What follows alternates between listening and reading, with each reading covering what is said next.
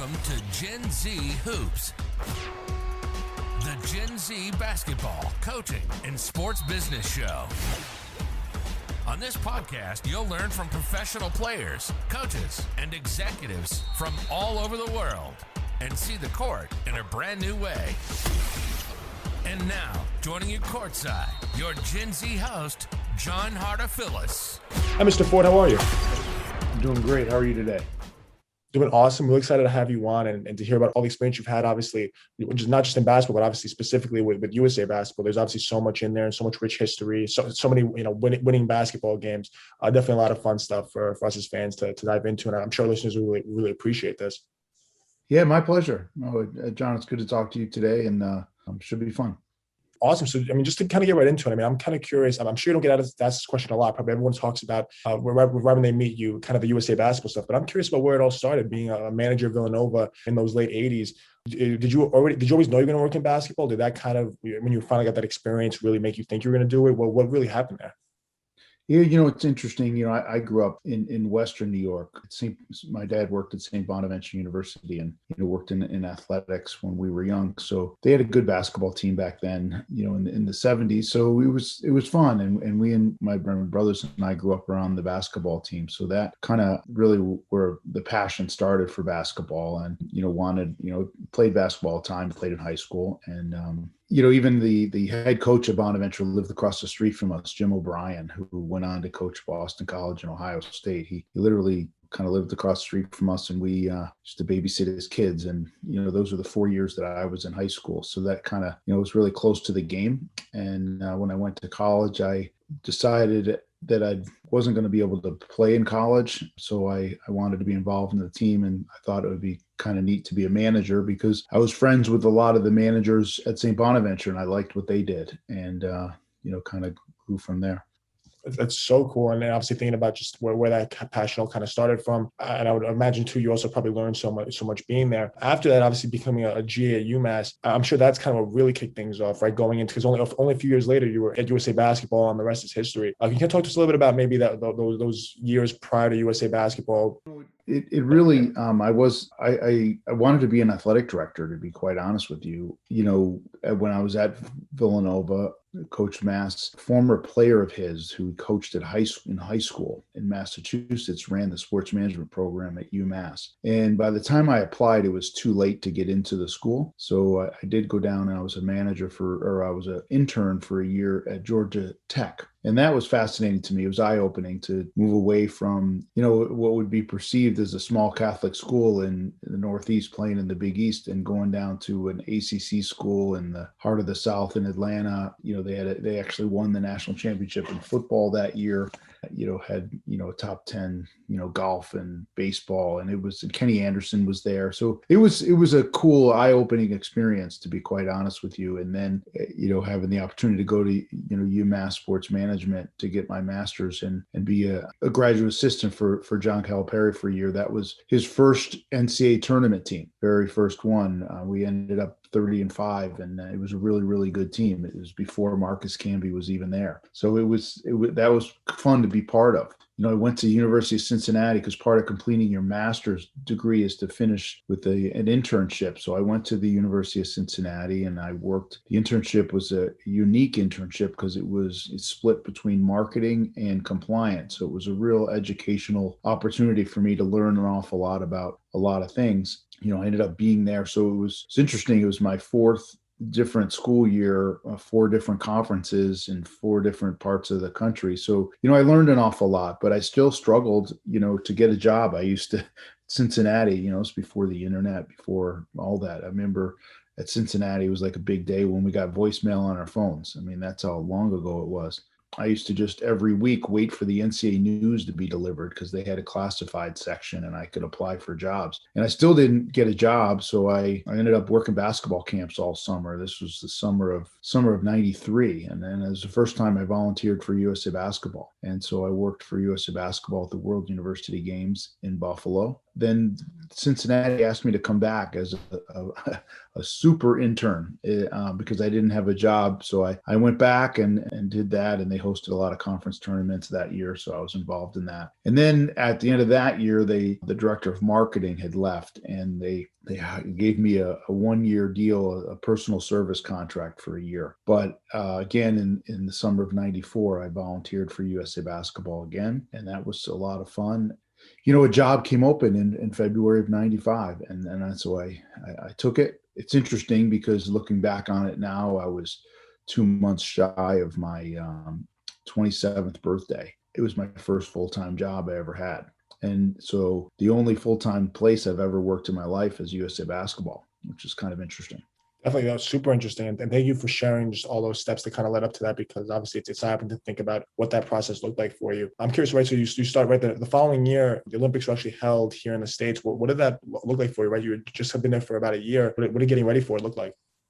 It was really cool. It was exciting. What was interesting, it kind of came full circle in a way because, I moved to Atlanta Labor Day weekend of 1990. 2 weeks later is when Atlanta won the bid to host the Olympics. So I was in Atlanta when they found out they were going to host the Olympics. So there was great excitement, and Georgia Tech was involved in the bid, and Georgia Tech, the campus, was going to be part of the Olympic Village. And so there was a real excitement when I was there, and then to be 6 years later to come back, at the time, the dream team and be there, that was pretty cool. One thing I would say to you about all those things, leading up to USA Basketball, what I was really fortunate with is that all the people that I worked for and was involved with were really special people, and I didn't realize how special they were at the time. The manager, like when I was a manager, we worked for assistant coaches at Villanova, and the assistant coach that I worked for was Jay Wright. He was an assistant there, so we go back that far. And the person at Georgia Tech that I worked for was the associate AD. It was Bernadette McGlade, who's now the commissioner of the Atlantic 10 and is on the men's basketball committee for the NCAA. And then of course going to work with John Calipari at UMass, and then the person at Cincinnati that I worked with is now the senior associate AD at the University of North Carolina. And then the person who hired me at USA Basketball is now the managing director of Joanne Scott, who's the managing director of the NCAA basketball tournament. So I've been very fortunate to, as I've gone on in my career, all the people that I've been associated with have gone on incredibly successful careers. So, you just never know. That's so true, and you never know until it happens. And obviously, whether it's just thinking about the kind of basketball you were around is incredible, but also just obviously Jay Wright's a great assistant coach to be paired with back then, considering obviously where he is now and all those guys. That was really cool thinking about how it all comes full circle. After that '96 Olympics, you got promoted to director of basketball. I'm curious, what did that kind of change in role look like for you, going from that '96 Olympics to the ones that followed? It's like, moving from an assistant to a head coach, all of a sudden I replaced the person that I worked for, more responsibility, which was great, more planning, a higher level of execution is required. But then also you get into management. So now all of a sudden I needed to hire someone to replace me. And that was the first time I ever got to hire someone. So, that was kind of interesting. And, to take on the responsibility of helping to develop someone and having them compliment you and help you. It was great. I was ready for it. And it wasn't just, the year and a half that I had worked at USA Basketball that prepared me for it. It was just, I didn't know what I was doing at times. There were 4 times that I packed everything that I owned in my car and drove to Atlanta. And then I did the same thing to UMass. I did the same thing to Cincinnati. You wonder why you're doing all that. The term wasn't around then, but, I was grinding, right? But all of those things prepared me. Definitely, I mean, the grind can prepare for anything. And right after those 2000 Olympics, as national team director, I'm curious maybe what that does, because everyone always watches USA Basketball. They obviously know all the players, but they really don't kind of understand what goes behind the scenes to not just make the national team, but also there's the U18 team, there's all those other teams. If you can kind of shed some light on what the entire program is all about. Well, it's really evolved over time. USA Basketball is a great organization, and it stands for excellence. And anyone who's there, and me included, we're just there as placeholders for the people, trying to continue on the tradition that came before, and there'll be people after us that will do the same. So, that's kind of the idea. But we've evolved because we have to follow, things that maybe we don't control, like what's the schedule for the international basketball. What are they doing? How does college schedule and NBA schedule? How does all that work? And so our job is to just field the best teams possible and to go out and compete. But over time, it's evolved tremendously. I think of, there's kind of three things that have really affected USA Basketball over the year from a competitive side. In 1989, the decision was made, and the first time professional, the true defined professional athletes played in the Olympics in 92. And that was a benchmark time for USA Basketball. It really changed us as an organization. And then I think the next thing that changed us as an organization, there were always junior tournaments, and there were always teams that were in college. But as it evolved in 2009, they accelerated the junior program internationally, and they started having 16 and then 17 and under competitions. And then they had 2 junior competitions every year rather than just one. So they doubled the number of junior tournaments. So every year we're qualifying at a zone at either 16 or 18, and we're playing a World Cup competition at 17 or 19.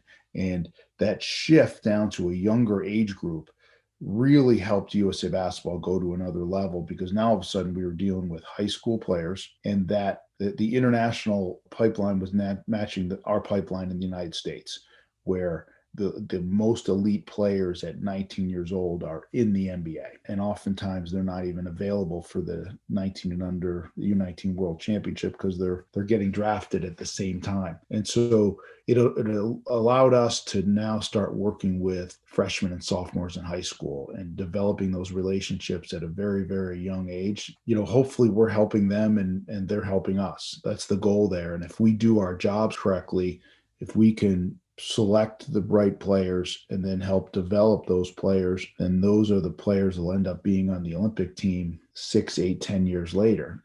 For the most part, it's worked out pretty well. It really kind of took us to another level. We had more teams, and we had younger teams, and we were dealing with parents and families, and it was great. It still is. It's awesome. And then a couple of years ago, 2017, they changed the format to qualify for the World Cup, rather than just the results of the Olympics qualified you for the World Cup or a single tournament the year prior to the World Cup. And same with the Olympic Games. It used to be if you win the World Cup, you qualify for the Olympics. And if not, there was a single tournament. So now they've shifted more to a soccer model where in your zone, you play several windows. And in reality, for us to qualify for the 2023 World Cup, we have to field 10 different teams over a 3-year period, 3.5 year period. So we're significantly different than we were in 2001. But the way we look at it is we have 3 levels of teams, kind of like a high school team. You have your freshman, JV, and varsity. We have our junior national team, which is 16, 17, 18, 19 in the Hoop Summit. We have our World Cup qualifying teams, which is predominantly G League players, but they're all professional, non-NBA professionals is what we refer to them as. They could be free agents, they could be overseas, could be in the G League. And then we have, the senior team, our varsity team that plays in the World Cup and the Olympics, which are the elite and best available NBA players. So that's kind of how we look at it now. It's come a long ways, and, someone who's doing this job in 10 or 15 years, they'll probably have other things that it might look different in 10 to 15 years. Of course, and that's the evolution is definitely so important. That's what makes it also impressive, and obviously what makes USA Basketball get that kind of gold standard. I've heard you talk a little bit before about in other interviews about guys like Tyus Jones, maybe who've won U16, 17, 18 gold medals, 3 gold medals before going to Duke, which is right. There's a lot of guys like that. Can you kind of talk a little about those programs and to maybe shed some light to our listeners on as to what those look like? It's great, and we've had some great staff members who have really done awesome work at identifying these young players. I mean, think about it. We're finding 15, 16-year-olds. Tyus Jones the first training camp he came to was in October of his freshman year in college. Now, he had played varsity as an 8th grader. So he was coming in, but still he played 3, national teams before he went to Duke. And what's interesting is he could have played on 4. Fortunately, his grandmother was ill and he was unable to be part of our U19, or he would have played for 4. And if you throw in the Hoop Summit, it's 5. So, but what's interesting is, before his freshman year at Duke, he played 5 years of high school, played on 4 USA basketball teams, and won 3 gold medals all before. So, you talk about someone like, it was no surprise of what he did at Duke for people who had followed his high school career. But there's, Jason Tatum, it's so great to see him play so well. But, same thing. He came to camp, our October mini camp, before he even played a high school basketball game. He had the look of a player that, if he continues to develop his body and develop his game, he could be, special. And that's exactly what happened. He did win. He was part of our 13 U16 team, 14 U17 team, 15 U19 team, and then he played in the Hoop Summit, and goes to Duke, goes to the Celtics, and he's doing great. So those are special people for us. Happy for them. It's incredible, right? Thinking about that kind of development, and that's such a big part of USA basketball. I'm curious then as well that maybe some of like the in-game stuff that's super, super important in terms of maybe some of the game strategy. And I've heard you talk about it in the past about guys like D Wade coming off the bench, or guys like Aaron Gordon winning MVP coming off the bench, and how that's a big part of the way USA basketball plays. We're always in need of reinventing ourselves, and we learn a lot from coaches, and there's a lot of different coaches that coach for USA basketball. And I think it was Jeff Van Gundy who kind of said, like, we win a lot, but there's a lot of lessons to be learned when you win, but it's hard to find them. It's very easy to find the lessons when you lose. Although we're successful, we have to continue to find ways to get better. And one of the things that we've found is athleticism and length is really important, and playing at a certain pace is really important. Having opportunities, if we're going to have a deep bench when we get into the second unit, they're going to get starter minutes. But not many teams have their, if you're going to play a 40-minute game, not many people, the top minute person is, 25, 24, 25 minutes a game. You're going to have, we typically have to 9 people that are playing 15 minutes a game. So it's that pace and the way we can play is, we're lucky. But a lot of players, they're willing to sacrifice. There's a lot of talented people on the team, and everyone's committed to winning and just in doing their part. That really, I think, helps the effort. I mean, that's exactly what happened. I mean, Dwayne Wade, he came off the bench in 2008. Kobe and LeBron and Carmelo and Jason Kidd and Dwight Howard started.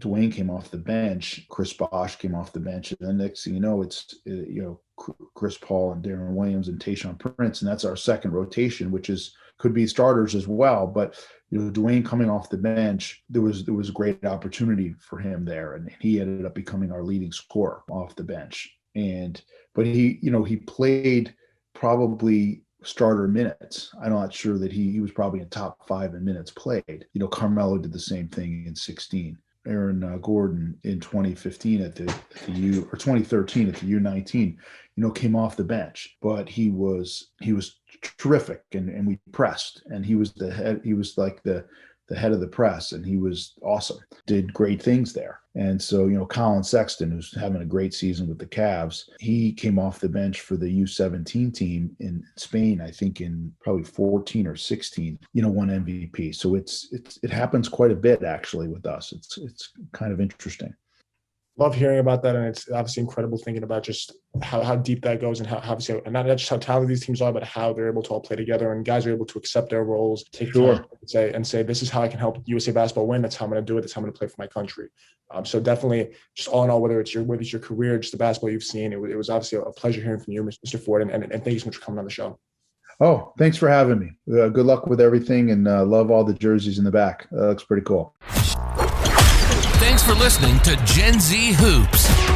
Make sure to follow, like, and subscribe on Instagram, LinkedIn, and all major social media platforms at Gen Z Hoops. You can tune in and subscribe on Apple Podcasts, Spotify, YouTube, and every other podcast platform on the planet. Get ready for the next episode.